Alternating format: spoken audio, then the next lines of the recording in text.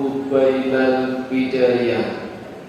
Hayya bina nahmaduhu wa nasta'inuhu subhanahu wa ta'ala hamdan bila ghayah wa madhan bila nihayah. Ashhadu an la ilaha illallah wahdahu la syarika lah wa ashhadu anna Muhammadan abduhu wa rasuluhu la nabiyya ba'dah. Syukur alhamdulillah, monggo ibu kita panjatkan kehadirat Allah Subhanahu wa taala yang senantiasa melimpahkan rahmat, taufik, hidayah, inayah dan berbagai kenikmatan kepada kita sekalian. Salah satu di antaranya adalah nikmat berupa kesehatan. Terbukti sore hari ini ibu-ibu yang datang sekalian tidak ada yang berangkat dengan menggunakan ambulan. Tidak ada yang dipikul, apalagi ditandu. Dan saya lihat satu-satu tidak ada yang diinfus. Tidak seperti zaman Covid. Itu pertanda sehat. Mudah-mudahan sehatnya walafiat. Sehat yang berbarokah. Kesehatannya digunakan untuk kebaikan dan amal soleh, bukan amal yang salah. Karena kalau kesehatannya digunakan untuk yang amal salah, itu tidak berbarokah, bukan walafiat. Bapak Ibu yang dirahmati Allah, ini pengajian rutin nih. Setiap Jumat Kliwon. Jumat Kliwon ini ngantos berbuka betul. Berarti tos hidangan ini. Oh, sabar nggih. Jenengan santai mawon mboten menapa. Kare laya-laya ngantuk-ngantuk mboten menapa. Karena sore hari ini banyak ibu-ibunya daripada bapaknya, saya akan mencoba menyampaikan materi tentang wanita yang dijamin masuk surga. Saya punya dua hadis Bapak Ibu.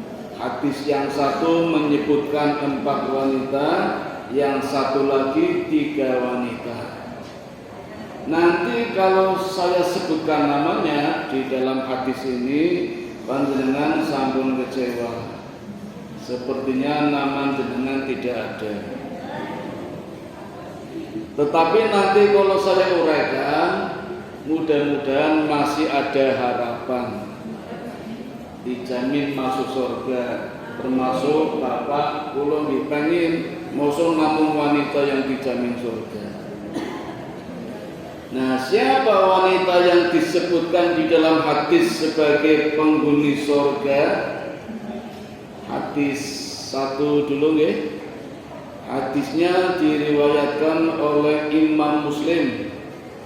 Menurut Imam Bukhari, yang dinarasikan oleh Imam Ad-Dhahabi, Rasulullah sallallahu alaihi wasallam bersabda, Sayyidatun nisa ahlul jannah arba'atun, Maryam bintu Imran, wa Fatimatu bintu Rasulillah sallallahu alaihi wasallam, wa Khadijatu bintu Khuwailid, wa Asiyah. Ada 4 wanita yang mulia, suci di kalangan orang beriman, tidak hanya dirindukan oleh surga, tapi juga dipastikan dijamin oleh surganya Allah Subhanahu wa ta'ala. Siapa 4 wanita ini? Yang pertama, Maryam bintu Imran. Yang kedua, Fatimah bintu Khadijah au bintu Rasulillah sallallahu alaihi wasallam. Yang ketiga Khadijah bintu Khuwailid bintu As'ad. Dan yang keempat Asia. Monggo Ibu silakan pilih mau yang mana dulu yang saya jelaskan. Terserah. Saya coba yang Maryam dulu. Maryam bintu Imran. Imran itu nama bapaknya. Kalau dalam bahasa Ibrani Miriam. Bahasa Indonesia menjadi Maryam Belina. Ini beda lagi nanti. Kalau Miriam itu kakaknya Nabi Musa sing barep mbakune. Punya adik Harun, baru Musa anak ketiga. Itu Miryani. Ini Miriam pakai M. Dalam bahasa Quran Maryam. Kenapa Allah memberikan jaminan kepada Maryam sebagai penghuni surga? Ini luar biasa Bapak Ibu. Nama Maryam disebutkan di dalam Al-Quran sebanyak 34 kali. Asmane jenengan teng Quran ping pinten? Katose mboten wonten nggih. Mboten napa-napa sabar. 34 kali. Dan Maryam satu-satunya wanita yang namanya diabadikan di dalam Al-Quran sebagai nama surat. Nonton nggih? Surat Maryam, surat yang ke-19. Apa keistimewaannya? Saya bacakan beberapa ayat. Misalnya yang terdapat di dalam surat Al-Imran, surat yang ketiga ayat 42. Dan ingatlah ketika malaikat Jibril berkata, "Hai Maryam, sesungguhnya Allah telah memilih kamu." Ini sudah merupakan keutamaan, Bu. Dipilih kok. Beda dengan dibiarkan. Kados jenengan dipilih garwane jenengan berarti kan pilihan. Mbok menawi garwane jenengan nyenengi 10 wanita, mbok menawi jenengan mboten ngertos kok. Ini sing dipilih jenengan, berarti jenengan punya keutamaan. Sebagaimana Allah memilih Maryam, berarti Maryam punya keunggulan. Mensucikan kamu dan melebihkan kamu atas segala wanita di dunia. Nah, benar toh? Berarti punya kelebihan timbang wanita yang lain. Ayat 43-nya, "Hei Maryam, taatlah kepada Tuhanmu, sujud dan rukuklah bersama orang-orang yang rukuk." Berarti pun sholat ya. Sudah ada sholat berarti zaman dulu. Ada ruku, ada sujud. Kemudian ada lagi di dalam surat Al-Mu'minun, surat yang ke-23 ayat 50. Allah berfirman, "Dan telah kami jadikan Isa putra Maryam beserta ibunya suatu bukti yang nyata bagi kekuasaan kami," kata Allah. "Dan kami melindungi mereka di suatu tanah tinggi yang datar, yang banyak terdapat padang-padang rumput dan sumber-sumber air bersih yang mengalir." Satu lagi ya, surat At-Tahrim, surat yang ke-66 ayat 12. "Dan ingatlah Maryam binti Imran yang memelihara kehormatannya, maka kami tiupkan ke dalam rahimnya sebagian dari ruh ciptaan kami, dan dia membenarkan kalimat Rabb-nya dan kitab-kitabnya, dan dia adalah termasuk orang-orang yang taat." Nah, inilah Bapak Ibu yang menjadikan Maryam mendapatkan cobaan yang sangat besar berupa fitnah dari masyarakat kampungnya sendiri. Betapa tidak banyak orang mengatakan Maryam hamil tanpa nikah. Kan tidak masuk akal, sing jenenge hamil ya harus punya suami. Tapi nyatanya bisa ini. Jadi dulu-dulunya Bapak Ibu, ibunya Maryam namanya sinten Bu? Hana. Hana punya nadar pengen punya anak, karena lama Allah belum memberikan anak, sehingga bernadar nanti kalau punya anak akan dipersembahkan sebagai hamba ibadah abdillah. Ternyata anaknya perempuan, tetapi sudah terlanjur nadar, ikhlas tidak ikhlas harus dipersembahkan sebagai orang yang ahli ibadah. Nah, maka diserahkan kepada, ya kalau zaman sekarang gampangannya istilahnya masjid. Di masjid dibuatkan mihrab, ada kamar-kamarnya. Ini ada nggak kamar makhluk ini? Tapi karena wanita sehingga jauh dari jamaah, tidak tersentuh. Nah, pria kan gampang iso kumpul-kumpul, ini wanita. Dan ini wanita pertama, satu-satunya wanita yang bisa masuk Baitul Maqdis, karena biasanya laki-laki. Nah, ringkas cerita Bapak Ibu, kehendak Allah, Allah juga meniupkan ruhnya ke dalam Maryam. Di sini dikatakan sebagian, berarti belum seluruhnya. Tentu saja gelisah Maryam dan tahu apa yang terjadi bila nanti masyarakat tahu kalau dirinya ternyata hamil tanpa suami. Ada sih laki-laki yang selalu membawakan makanan dan minuman ke dalam mihrabnya, tapi kan pamannya sendiri. Namanya siapa Bu? Zakaria, yang juga nabi. Itu pun bertugas melayani Maryam karena ketika diadakan undian namanya keluar terus. Karena orang-orang Bani Israel juga berharap ya, ketika itu ulama-ulama di zaman itu, pendeta-pendeta termasuk, ingin berebut memelihara Maryam. Akhirnya diundi, yang keluar malah Zakaria pamannya. Maka Zakaria yang berhak memelihara dan merawat Maryam. Setiap melayaninya, seringkali Zakaria masuk ke dalam mihrabnya, tiba-tiba sudah ada makanan, dan makanannya lezat, enak, lebih bagus daripada makanan yang disuguhkan. Inilah yang membuat penasaran Zakaria. Tetapi karena Nabi, tentu yang jalan adalah keimanannya, sehingga yakin pasti ada yang mengirimnya. Kalau bukan manusia, pasti Sang Pencipta, Allah Subhanahu wa Ta'ala.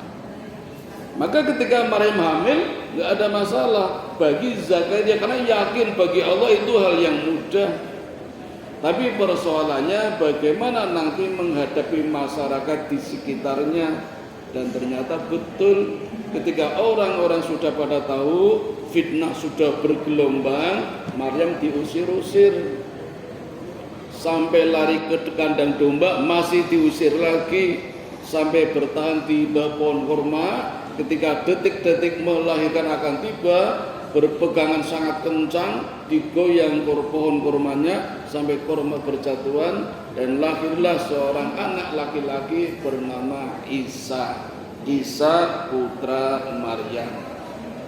Tambah gelisah Bu. Mungkin kalau zaman sekarang punya anak pada seneng, ini gelisah karena fitnah pasti datang lagi. Maka disampaikannya kepada Allah, kata Allah, ya Maryam, mulai sekarang tidak usah berbicara, berpuasalah. Maksudnya tidak berbicara dengan orang lain. Percuma kalau menyampaikan pun orang nggak percaya karena nggak masuk akal. Maka mendingan diam saja daripada bicara. Ini pelajaran buat kita Bapak Ibu. Kalau kita sudah menjelaskan sama orang nggak percaya, ya udah diam aja.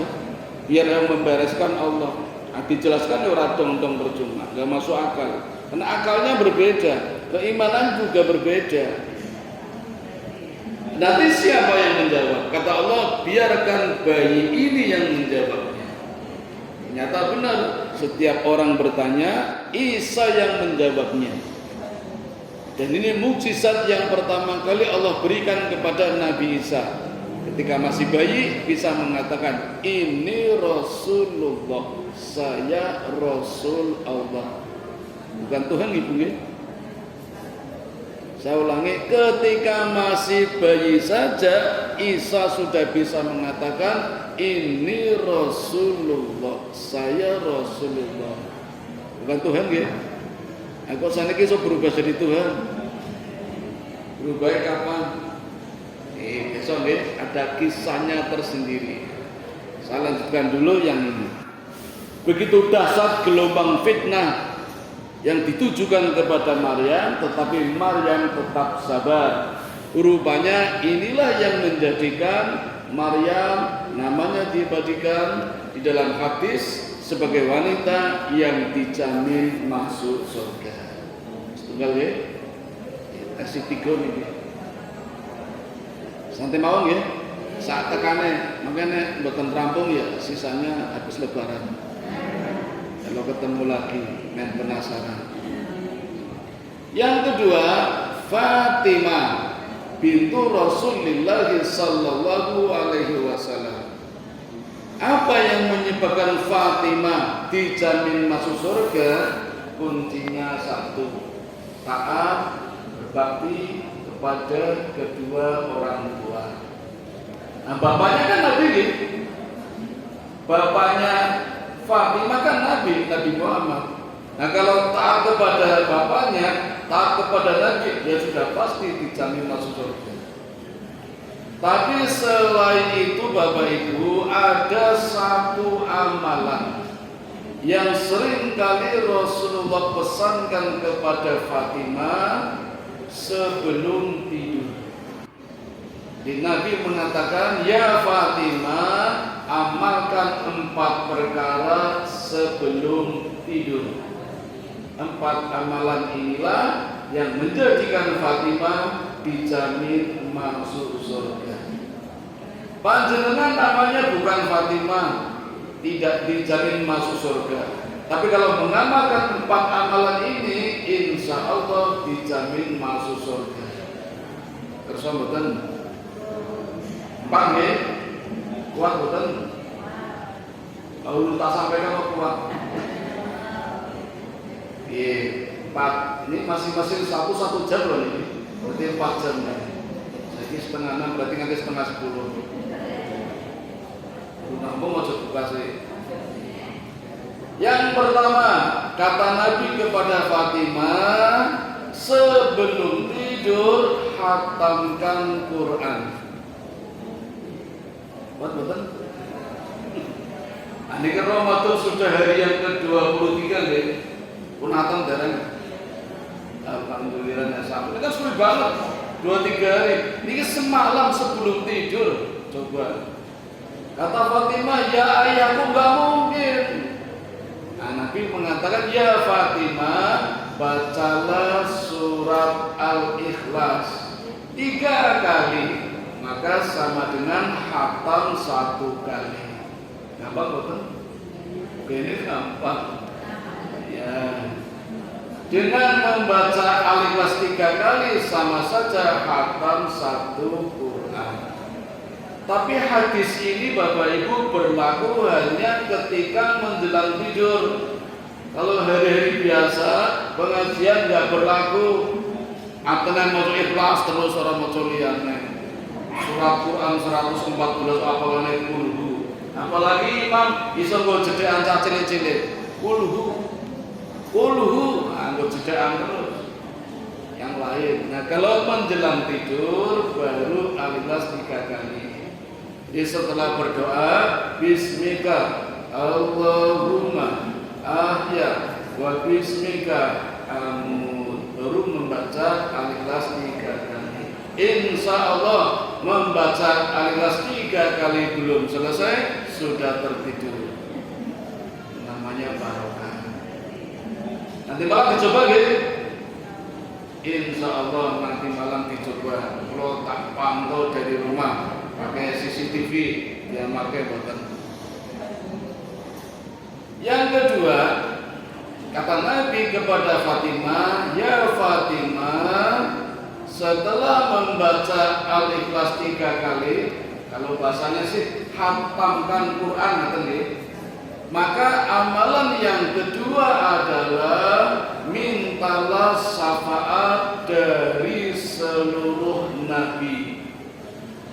Ini juga nggak mungkin Bapak Ibu, karena jumlah nabi 124.000, jumlah rasul 313, yang Allah tuliskan di dalam Quran 25 apal betul. Nah, kalau nggak apal bagaimana mau minta syafaat satu persatu dari para nabi? Mulai dari Nabi Adam, Idris, Nuh, Hud, Soleh, Lut, Ismail, Ishak, Yakub, Yusuf, Musa, Syuaib, Ayub, terus sampai 25. Kalau nggak apal nggak mungkin bisa minta syafaat dari setiap nabi, apalagi yang 124.000. Banyak nabi-nabi yang tidak terkenal, Nabi Sodik, Nabi Soduk, Nabi Salum, banyak. Tetapi kata Nabi kepada Fatimah, mintalah, bacalah sholawat 1 kali saja untukku, maka kamu akan mendapatkan syafaat dari seluruh nabi. Nah, ini solusinya Bu. Nabi memberikan resep kepada anaknya menjelang tidur setelah membaca Al-Ikhlas 3 kali, cukup membaca sholawat 1 kali saja, maka seluruh nabi akan memberikan syafaat. Dan ini sangat penting Bapak Ibu, karena kita butuh syafaat. Apa sih keajaiban syafaat? 2 minimal ya. Yang pertama, ketika dosa-dosa kita, kesalahan kita tidak diampuni oleh Allah, dengan menggunakan syafaat, menggunakan sholawat, Allah akan mengampuninya. Ketika doa-doa kita tidak dikabulkan oleh Allah, dengan sholawat, dengan syafaat, doa-doa kita akan dikabulkan oleh Allah. Ibaratnya kalau di sekolah itu biasanya kepala sekolah memeriksa administrasi guru, minta wakal kurikulumnya memberikan paraf dulu. Nanti begitu dilihat sudah di paraf kurikulum, kepala sekolah tanda tangan, nggak usah periksa lagi, karena percaya kepada wakal kurikulum. Begitu percaya Allah kepada Nabi Muhammad, maka dengan sholawat Allah yakin mengampuni dosanya, mengabulkan doanya. Sholawat yang mana? Banyak sekali Bapak Ibu. Minimal sallallahu alaihi wasallam. Allahumma sholli ala Muhammad. Pakai Sayyidina juga boleh. Mau yang panjang juga boleh. Karena sholawat itu kan ada 2 macam ya. Ada sholawat maksurat, ada sholawat ghairu maksurat. Yang maksurat itu memang sholawat karya Nabi sendiri. Sekarang sudah ada kitabnya Al-Maksurat, tebalnya tipis aku. Tapi kalau dibaca cepat itu membutuhkan waktu sekitar 30 menit. Untuk cepat Bu, ya, lambat lebih lama. Tapi ada juga sholawat yang ghairu maksurat, bukan karya Nabi, karya sahabat, tetapi dilantunkan untuk Nabi. Contoh nih, ketika perang Badar, ada seorang sahabat yang tidak ikut berperang, tetapi prihatin dengan Nabi, melihat Nabi berjuang mati-matian sampai berdarah-darah, sampai dilempari batu, dikucuri kotoran unta. Tapi sahabat ini nggak bisa bergerak, nggak bisa berjuang. Terutama ketika perang Badar, maka dari kejauhan seorang sahabat ini melantunkan sholawat untuk keselamatan Rasulullah. Ibu tahu nama sahabat ini? Namanya Syekh Nariyah. Dan lantunan sholawatnya terkenal dengan nama sholawat Nariyah. Nabi senang didoakan, dan malam itu Allah memberikan karma sekaligus barokah. Besok paginya mau perang, malamnya Allah turunkan hujan yang berbeda. Di kubu pasukan Nabi hujannya rintik-rintik, sejuk, marai ngantuk, mensucikan hati, mengusir gangguan setan. Pagi harinya perangnya segar bugar. Di pasukan kafir hujannya deras, badai, pakai angin, tenda berterbangan, tanahnya berlumpur. Orang-orang kafir tidak bisa tidur, paginya dong ngantuk, perang sama dong ngantuk, ngelang gitu. Itu Allah berikan barokah dan karomah, diantaranya melalui tawasul sholawat nariyah. Kalau di Jogja sudah jarang Pak yang membawakan sholawat nariyah. Saya lihat paling masjid Baitul Salam di bawah jembatan baru Jalan UGM Milo, Masjid Nurul Huda di Malang, Masjid Kragilan, Malioboro boten. Apal boten jenengan? Allahumma sholli sholatan kamilatan wa sallim salaman taman ala sayyidina Muhammadin al-Wadi anhalu bihil uqadu wa tanfariju bil qurabu wa tuqda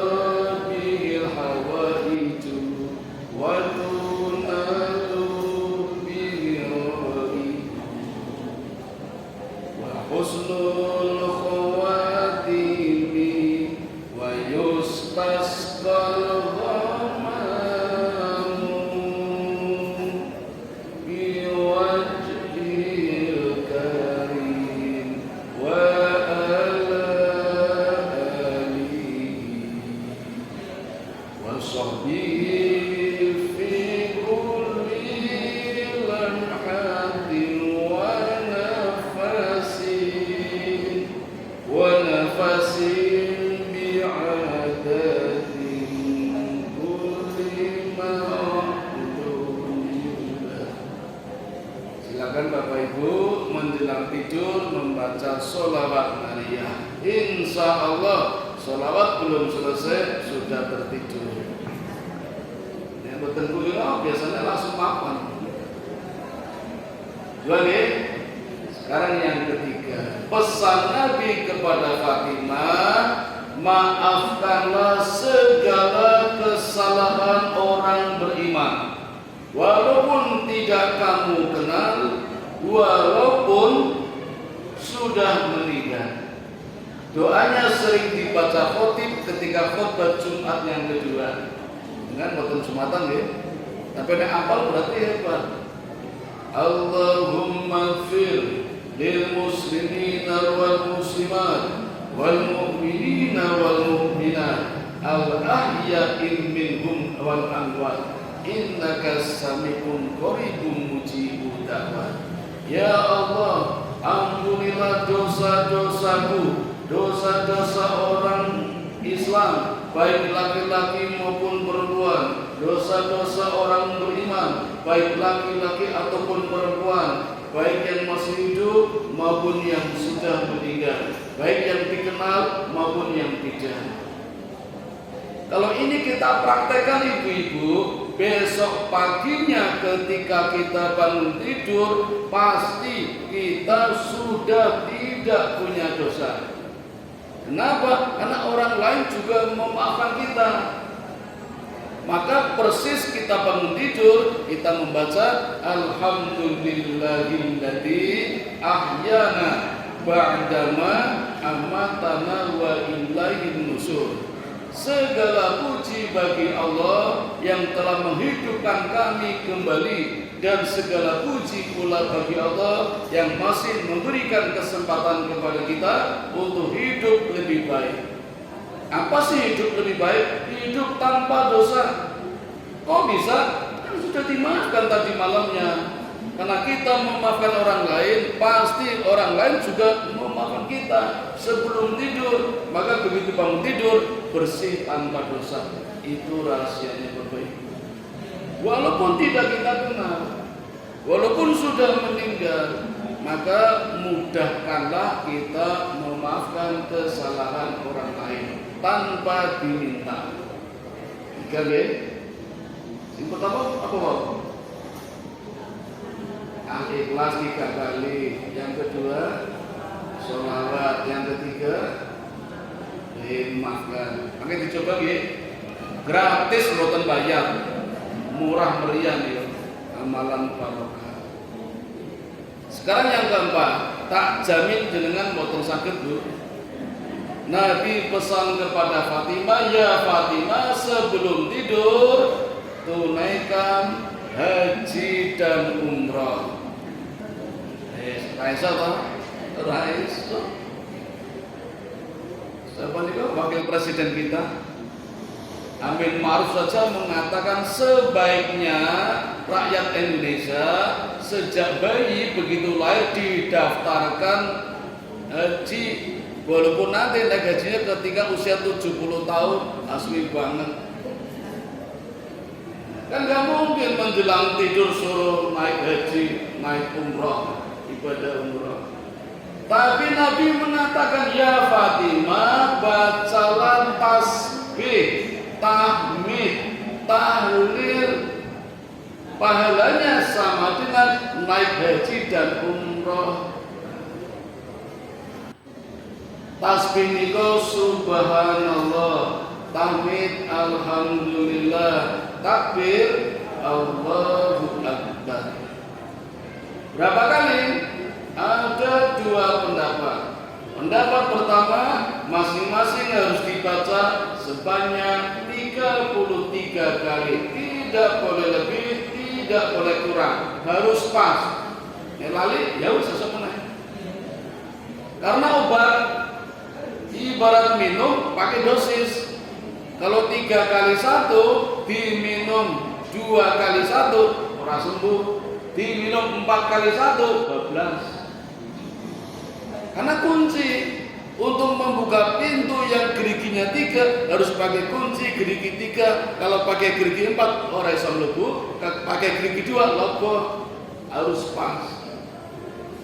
Makanya kalau kita berdoa, begitu tangan kita dibuka, yang kanan Asmaul Husna jumlahnya 18, yang kiri Asmaul Husna 81, kalau dijumlah 99. 99 intinya 3, subhanallah 33, tahmid 33, takbir 33, 99. Itu inti dari Asmaul Husna. Silakan dicoba, insya Allah sebelum selesai 99 sudah tertidur. Pendapat yang kedua, tidak harus 33.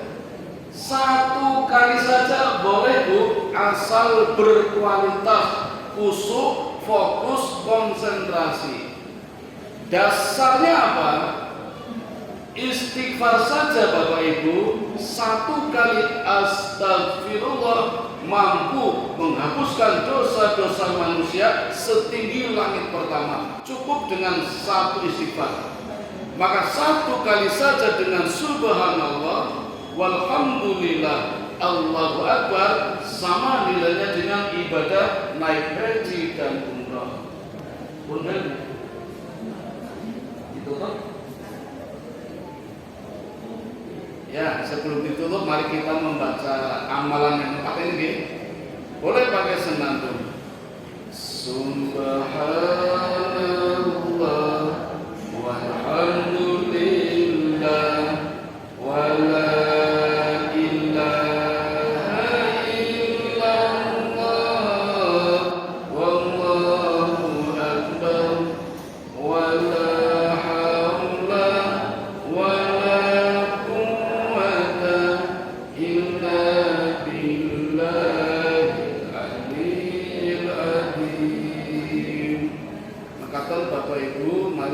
berlomba-lomba mengamalkan amalan Nabi Muhammad pesankan kepada Fatimah hingga Fatimah dijamin masuk surga. Amin ya rabbal alamin.